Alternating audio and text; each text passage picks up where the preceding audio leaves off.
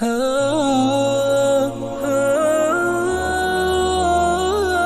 دوسرا اعتراض مجھ پہ لوگ یہ کرتے ہیں کہ مولوی صاحب اللہ کی معرفت پہ ہمیشہ بیان کیا کریں، تہجد کے فضائل پر، یہ آپ ہر 2-4 ہفتے کے بعد جو ہے نا شادی کا ٹاپک کیوں چھیڑ دیتے ہیں؟ یہ بہت اعتراضات ہوتے ہیں لوگوں کو مجھ پہ، ہر 2-4 ہفتے کے بعد لا کے یہ نا یہ ٹاپک کیوں آپ چھیڑ دیتے ہیں؟ کل بھی کسی نے اعتراض کیا کہ بھئی اللہ کی معرفت، لوگوں کو رلائیں، تہجد پڑھیں، اگرچہ میں اس پر بھی بیان کرتا ہوں، یہ نہیں کہ میں ان موضوعات کو چھیڑتا نہیں ہوں، جو میرے سارے بیان سنتے ہیں ان کو پتہ ہے کہ تہجد پر میرے مستقل بیانات ہیں، تسبیحات پر، درود شریف پر، یہ سب چیزوں پر ہیں، لیکن یہ ہر 2-4 ہفتے کے بعد جا کے آپ یہ موضوع چھیڑتے کیوں ہیں؟ تو وہ میں اس لیے نہیں چھیڑتا کہ مجھے کوئی پیسے ملتے ہیں اس چھیڑنے کے، ٹھیک ہے، میں اس لیے چھیڑتا ہوں، مختصراً سمجھیں اس کو، آپ جتنی مرضی تہجد پڑھ لو، گورے کو اس سے تکلیف نہیں ہے، آپ جتنی اشراق اور اوابین پڑھ لیں، اللہ کے خوف سے بیٹھ کے سارا دن روتے رہیں۔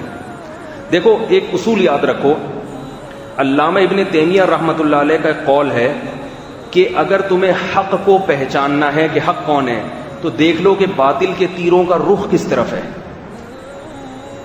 سمجھ میں آئی؟ باطل جس چیز کو بہت ہدف بنا رہا ہے نا، تو سمجھ لو کہ یہی حق ہے۔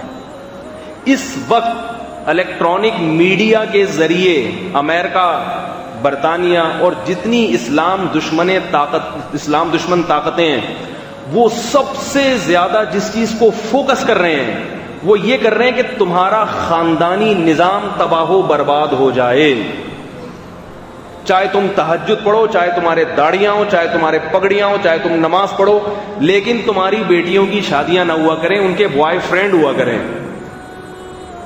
نہیں آ رہی میرا خیال ہے بات؟ بہت مشکل۔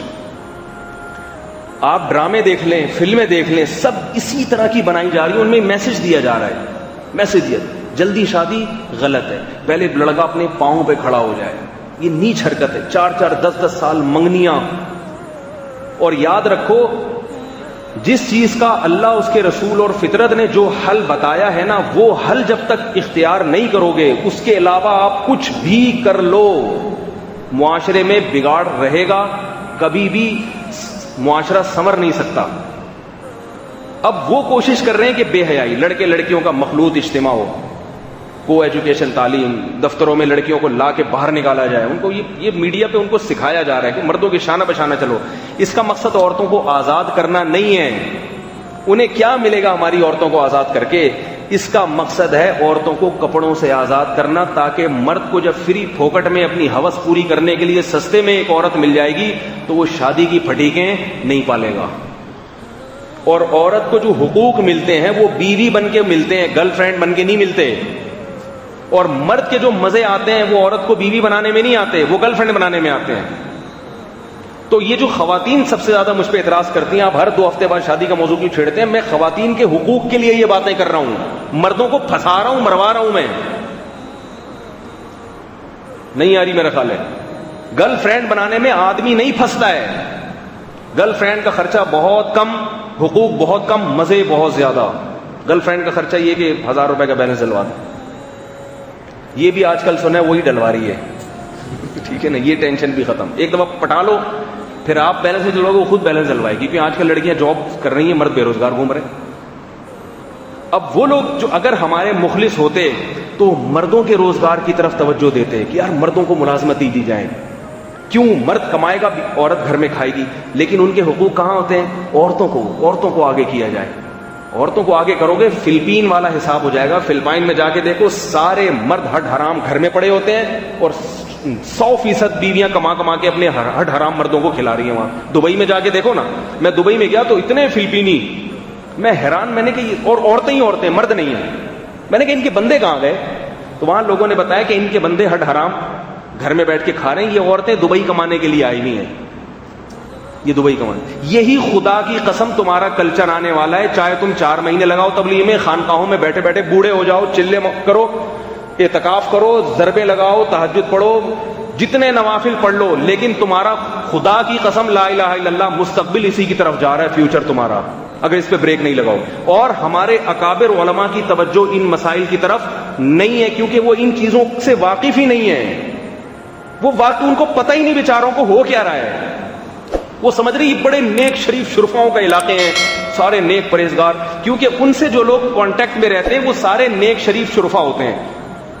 عام طبقہ جو ہے نا معاشرے کا, وہ ان سے کانٹیکٹ میں ہی نہیں ہے, ان کو پتہ ہی نہیں کہ گھروں میں کیا ہو رہا ہے. وہ مجھے بیوقوف سمجھتے ہیں کہ ایسی باتیں کر رہے ہیں. میرے بڑے مجھے سمجھاتے ہیں پاگل ہو گیا, کہ دماغ خراب ہو گیا, مجھے کہتے ہیں. تو میں اپنی ایک مثال دیتا ہوں آپ کو. دیکھو میں نے دوسری شادی کی, جب میرے پر ہمارے بعض بڑوں نے اعتراضات کیے, بعض بڑوں نے مجھ پہ اعتراض کی کہ پاگل ہو گیا, جو کام ہمارے اکابر نے نہیں کیا وہ یہ کر رہا ہے. میں نے تیسری بھی کر لی اور میرے پر انگلیاں اٹھنا شروع ہو گئی.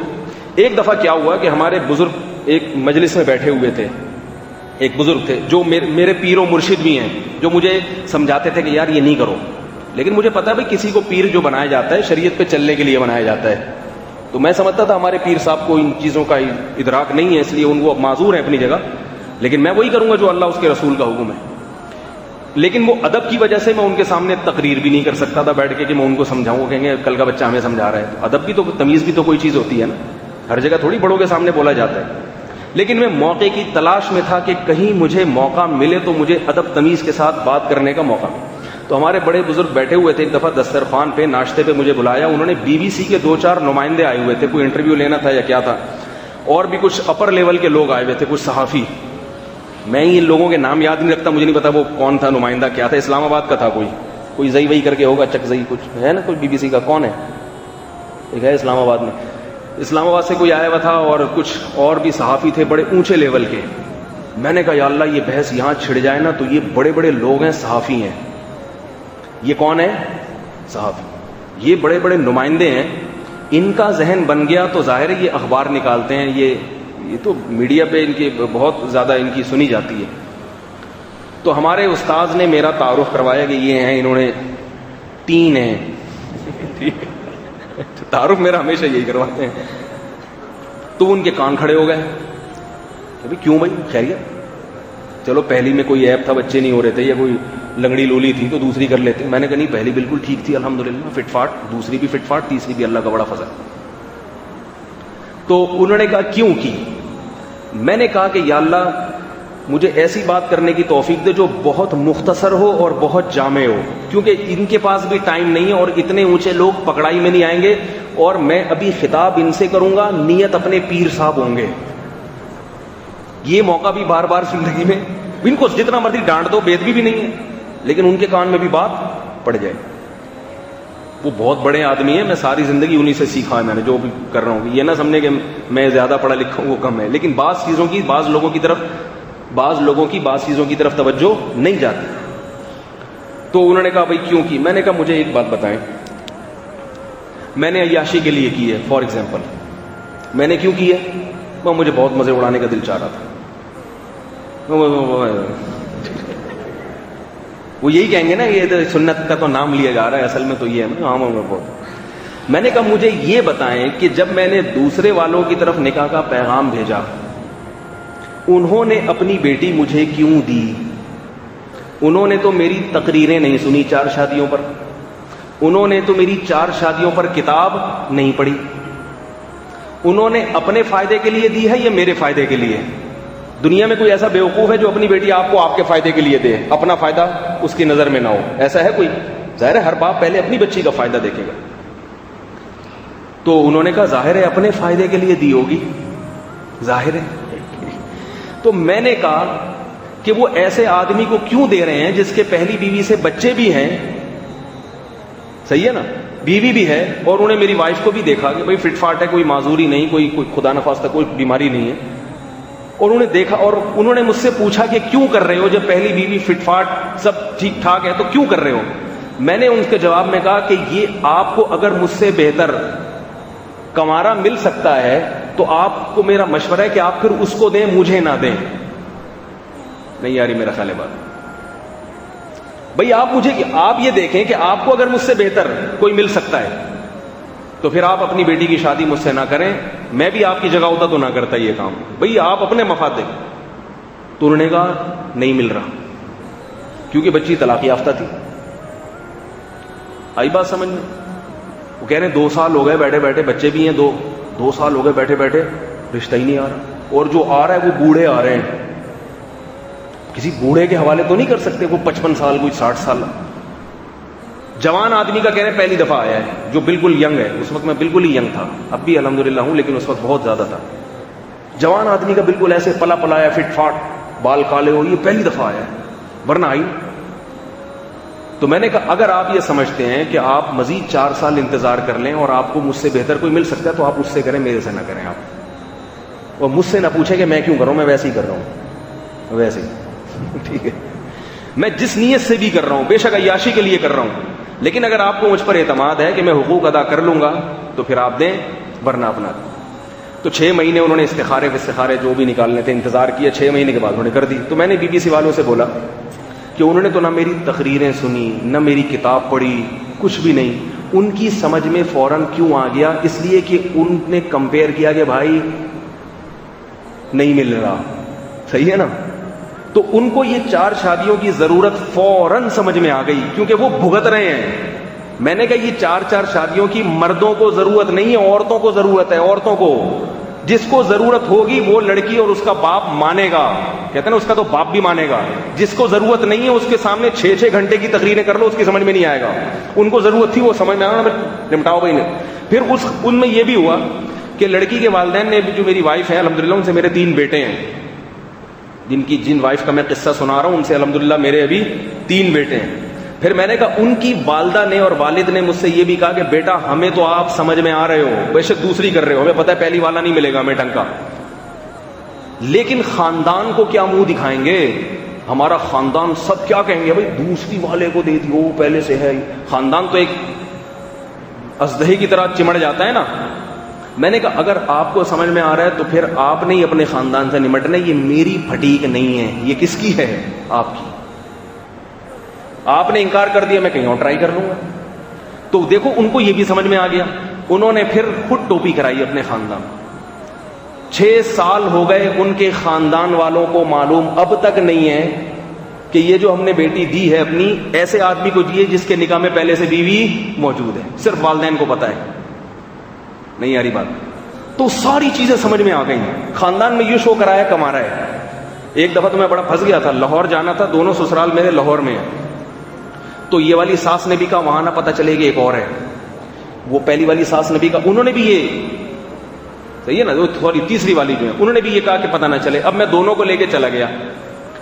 اب ان سسرال والوں کا بھی فون آ رہا ہے، داماد صاحب آ رہے ہیں بھائی، ماشاءاللہ آ جائیں بھائی، آ جائیں. اب دونوں کو ٹوپیاں کرانی ہیں، وہ پکڑائی میں آ جائیں گے نا، بولیں گے یہ والی کون ہے بھائی؟ یہ بچے تو نہیں مانتے، بچے تو ابو ابو کہنا شروع کر دیتے ہیں سب کے سامنے.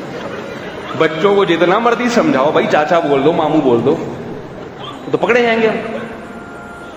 تو ایسا ٹوپی کرائی. پھر ہم نے یہ کیا کہ ایک زوجہ کو لے کے پہلے بس سے اتر گیا، میں مسجد میں رکھا. میں نے کہا یہاں نماز پڑھو، بچوں کو بھی وہیں چھپا دیا. میں نے فون کیا، وہ اڑے غلطی سے میں پہلے اتر گیا، وہ اچھا میں آ رہا ہوں. ٹھیک ہے، رکشا کر کے اڈے پہنچا، گھر والوں کو وہاں پہنچایا. میں نے کہا میرے کوئی دوست ہے، میں پہلے ان سے ملوں گا، وہ بہت انتظار. انہوں نے کہا نہیں بیٹا پہلے آؤ گھر میں کھانا. میں نے کہا نہیں، وہ فرینڈ ہے میرے کو، دوست ہیں لاہور میں، بہت جان پہچان ہے. ان والوں کو لے کے پھر وہاں فون کیا، اڑے میں غلطی سے یہاں اتر گیا. وہ بھی اڈے پہ پہنچے ہوئے. میں دونوں اڈے پہ ایک ساتھ تو پکڑے جائیں گے نا. اڈا تو سب کو پتا ہوتا ہے، یہ والی بس ہے، یہ والا اڈا ہے. 5-6 سال ہو گئے ٹوپیاں اب تک نہیں. بیان نہ سن لیں کہیں وہ لاہور والے، اب تک ٹوپیاں چل رہی ہیں. یہ ٹوپیاں میں نے نہیں سیکھی، یہ مجھے میرے سسرال نے بتایا کہ ایسے ٹوپیاں کرا دو. ان کی ضرورت تھی. سمجھ میں آئی بات؟ تو جس کی ضرورت ہوگی. اچھا واپسی میں بھی ایسے ہی.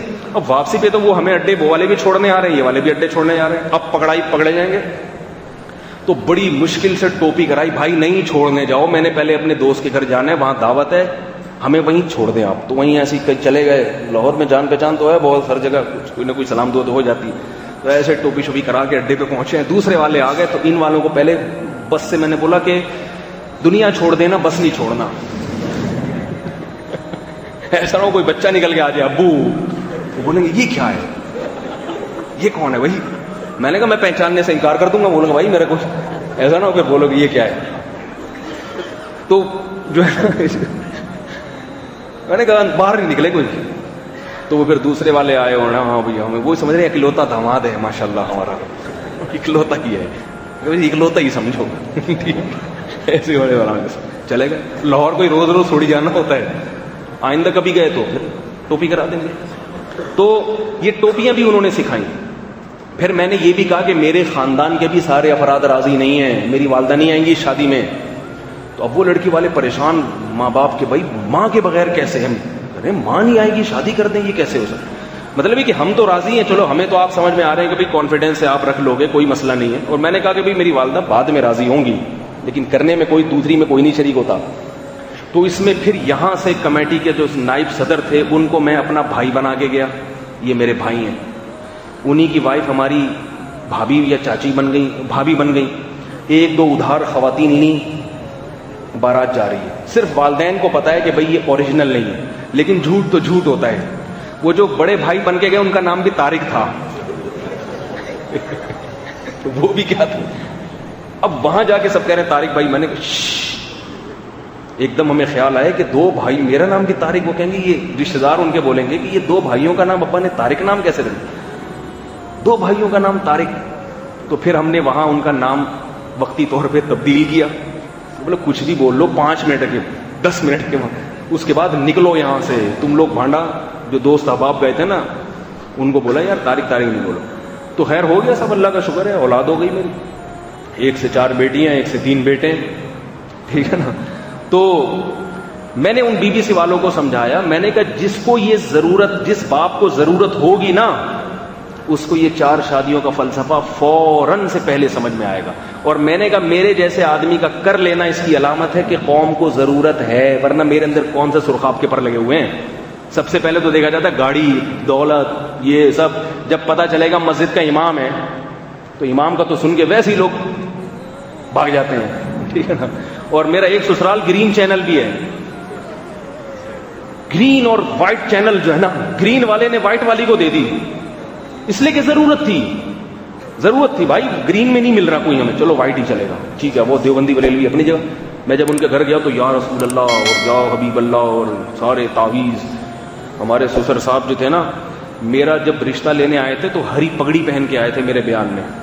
سارے مڑ مڑ کے دیکھ رہے تھے یہ گرین والا آج کہاں سے آ گیا. اور میں چاہ رہا تھا یار ان کی کوئی بےزتی نہ کر دے, کیونکہ ابھی رشتے کی بات چل رہی ہے نا.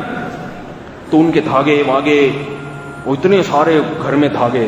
جب شادی ہوئی تو ہم نے سارے دھاگے واگے اپنے, ہم نے ہمارے بچوں کے کوئی دھاگا نہیں آئے گا, کوئی تعویذ گنڈا نہیں, پھاڑ پھاڑ کے پھینک دیتا ہوں. میں نے کہا یہ سارے جن چڑیل تم لوگوں پہ آتے ہوں گے, ہم اللہ کا شکر ہے کچھ نہیں ہوتا, اللہ کے فضل. وائٹ چینل والے ہیں, تعویذ گنڈوں میں ہم نہیں پڑتے, اور اللہ کا شکر ہے آج تک بغیر تعویذ دھاگوں اور فلیتوں کے بغیر ہی چل رہے ہیں الحمدللہ.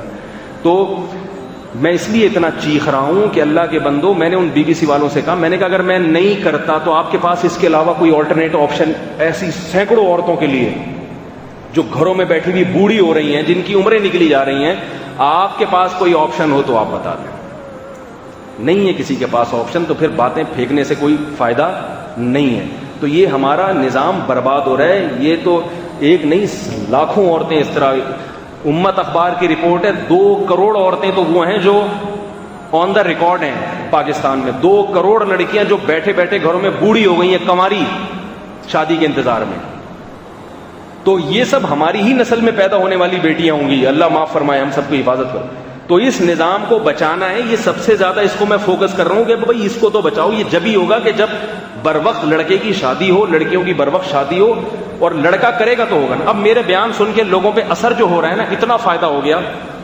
بس یہ چھوٹا سا واقعہ سنا کے بات ختم کروں, بہت مختصر. اتنا فائدہ ہو گیا, وہ فائدہ دیکھیں کتنا ہو رہا ہے.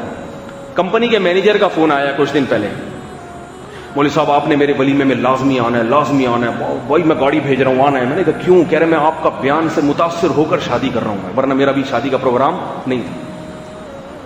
میں نے کہا متاثر ہو گیا, کر رہا ہوگا, 18-19 سال ہوگی, اتنی جلدی کر رہا ہے تبھی متاثر ہو گیا نا. جو متاثر نہیں ہوتے وہ 25 سال میں کرتے ہیں, جو متاثر ہو گئے وہ 18 سال میں کر رہے ہوں گے. تو جب اس نے اتنا اصرار کیا تو میں نے کہا ٹھیک ہے گاڑی بھیج دینا, میں آ جاؤں. اور میں نے کہا عین کھانے کے وقت میں آؤں گا بالکل, تاکہ ٹائم ضائع نہ ہو, میں انتظار نہیں. انہوں نے بھیجی گاڑی, میں چلا گیا. وہ تو اچھے بھلے پورے آدمی لگ رہے تھے, وہ 42-45 سال کے آدمی.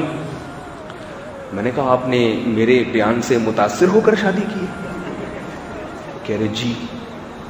میں نے کہا آپ کے پیسے ویسے نہیں تھے؟ کہہ رہے میں مینیجر ہوں.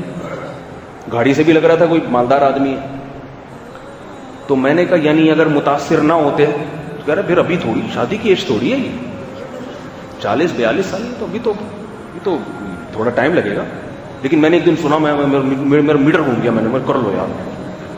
میں نے کہا جن کا میٹر گھوم رہا ہے وہ اس عمر میں کر رہے ہیں. اچھا پھر کیا ہے؟ پھر میرے پاس آئے, میری بہن کا رشتہ نہیں آ رہا, پریشان. ان کی والدہ بھی آئیں, میری بیٹی کا رشتہ نہیں آ رہا. ان کے ماموں بھی آئے کہ بھانجی کے لیے کوئی رشتہ بتائیں, ڈاکٹر بن گئی ہے. میں نے کہا اللہ کے بندو, جب تم 40-42 سال میں کر رہے ہو تو دوسرے بھی 40-42, پھر تمہاری بہن کی شادی کیسے ہو جائے گی؟ سب بھی پھر یہ کر رہے ہیں. نہیں آ رہی نا جو میں اتنا فوکس کر رہا ہوں, میرا بس چلے میری حکومت تو میں ڈنڈے مار مار کے شادیاں کراؤں, ڈنڈے مار مار کے, کیونکہ میں دیکھ رہا ہوں وہ تباہی جو ہمارے ملیشیا میں. دیکھو کتنی زبردست اسلامی حکومت ہے, مگر شادیاں نہیں ہوتی. زنا کاری کا بہت بڑا اڈا بن چکا ہے ملیشیا. سب علماء کی حکومتیں, قاضی سارے علماء ہیں وہاں پہ ملیشیا میں. بہترین کہا جاتا ہے اسلامی حکومت, شافی مذہب سرکاری مذہب ہے ملیشیا کا, شافی مسلک. مگر اتنی بےہودگی, اتنی بے حیائی, اس لیے کہ انہوں نے نکاح پہ زور ہی نہیں لگایا ان کے علماء نے. بس وہ اپنے ہی مسائل میں تہجد, اشراق, اوابین اور وہ انہی چیزوں میں لگے رہے ہیں. تو بے حیائی کا جو طوفان وہاں پہ آیا ہے, بے حیائی کے طوفان کو آپ اللہ کے خوف سے نہیں روک سکتے. صرف اس کے لیے بر وقت نکاح کا نظام ہوگا. دیکھو حضرت ایک صحابیہ تھی حضرت عمر کے دور میں, وہ پریشان تھی اور شعر پڑھ رہی تھی کہ میرے شوہر, مجھے اگر اللہ کا خوف نہ ہوتا تو آج میں زنا میں مبتلا ہو جاتی, کیونکہ ان کے شوہر 1 سال سے جہاد پہ گئے ہوئے تھے. حضرت عمر نے حکم دیا کہ 4 مہینے سے زیادہ کسی عورت کا شوہر گھر سے باہر نہیں رہے گا. حضرت عمر یہ بھی تو کہہ سکتے ہیں اللہ کا خوف پیدا کرو. وہ کہتی کہ اللہ کا خوف ہے, اللہ کا خوف ہے, نبی کی صحبت اٹھائیے تو اللہ کا خوف نہیں ہوگا. اس کے باوجود وہ کہہ رہی ہے مجھے زنا کا خطرہ ہے, کوئی ہے مجھے بچائے اس جرم سے. حضرت عمر نے کوئی سن لیا یہ ان کا کلام تو فوراً حکم دیا ان کے شوہر کو واپس بھیجو. اتنے پیارے دور میں بھی عورت کو شوہر کی ضرورت تھی, ورنہ اسے زنا کا خطرہ. تو مرد کو آج کے دور میں زنا کا خطرہ نہیں ہوگا. ایک تو ہے بھی مرد, اور پھر انٹرنیٹ پر بے حیائی, ٹیلی ویژن پہ بے حیائی. آپ جب جاتے ہیں اپنے یعنی کمپنیوں میں, وہاں لڑکیاں ہیں, اور یونیورسٹیوں میں کو ایجوکیشن, اس میں آپ یہ کہیں کوئی بھی نہیں, اللہ کا خوف پیدا کر لو سب سیٹ ہو جائے گا. کچھ بھی نہیں ہوگا. یہ حماقتوں کی باتیں. اللہ نے وہی اصول بنائے ہیں جو 1400 سال پہلے اصول تھے, اور جو اللہ نے قرآن میں, اللہ نے بے حیائی کو ختم کرنے کے لیے نکاح کا نظام دیا ہے, محاسبوں مراقبوں کا نظام نہیں دیا, بزرگوں کی صحبت کا نظام نہیں دیا. جو بزرگ نکاح نہیں کرتے وہ خود برائی میں مبتلا ہو جاتے ہیں. ایسے درجنوں واقعات ہیں. ہاں یہ ضرور ہے کہ نکاح کے بعد بھی کچھ اللہ کے خوف کی ضرورت ہے, ایسا نہیں ہے کہ وہ کافی ہے. بہت سے لوگ نکاح کرتے بھی برائی میں ہوتے ہیں, وہ اللہ کا خوف کی اہمیت اپنی جگہ. مگر آپ نے جو بے حیائی کا علاج قرآن و سنت نے بتایا وہ یہ ہے. اور بے حیائی سے صرف بے حیائی نہیں, پورا سسٹم آپ کا تباہ ہو جائے گا مستقبل میں, پورا خاندانی نظام کی واٹ لگ جائے گی. اس پہ کہنے کے لیے بہت کچھ ہے, لیکن پھر کسی اور بیان میں بتاؤں گا. اور مزید نقصانات, ابھی وقت کافی زیادہ ہو گیا ہے. سوال کسی نے پوچھا ہے, مجھے اپنے کزن سے نکاح کرنا ہے, اگر گھر والے میرے والدہ کے علاوہ سب راضی, میں کیا کروں؟ اوئے ہوئے بڑا مسئلہ ہے یار. ابا کو سمجھائیں بھائی, نہیں مانتے تو سمجھائیں, پھر بھی نہیں مانتے تو بھی سمجھائیں. میں کیوں ابا سے دشمنی لوں ان کے؟ جو کرنا ہے خود کرو بھائی, سارا میرے پہ ڈال دیں گے, انہوں نے بولا تھا. جب شادی کرتے ہیں نا ایسے لوگ ابا سے پوچھے بغیر, پھر ابا کہتے ہیں کیوں کی گئے, انہوں نے بولا تھا, میرے اوپر ڈالتے ہیں. میں اپنی والیوں کی بھی ٹینشن نہ لوں اور تم لوگ کی والیوں کی بھی لوں, یہ تو نہیں ہوتا نا. ایسا کریں گے تو کون آئے گا بھائی. عورت اور مرد کی نماز کا فرق دلیل کے ساتھ بتا دے. ٹھیک ہے انشاءاللہ.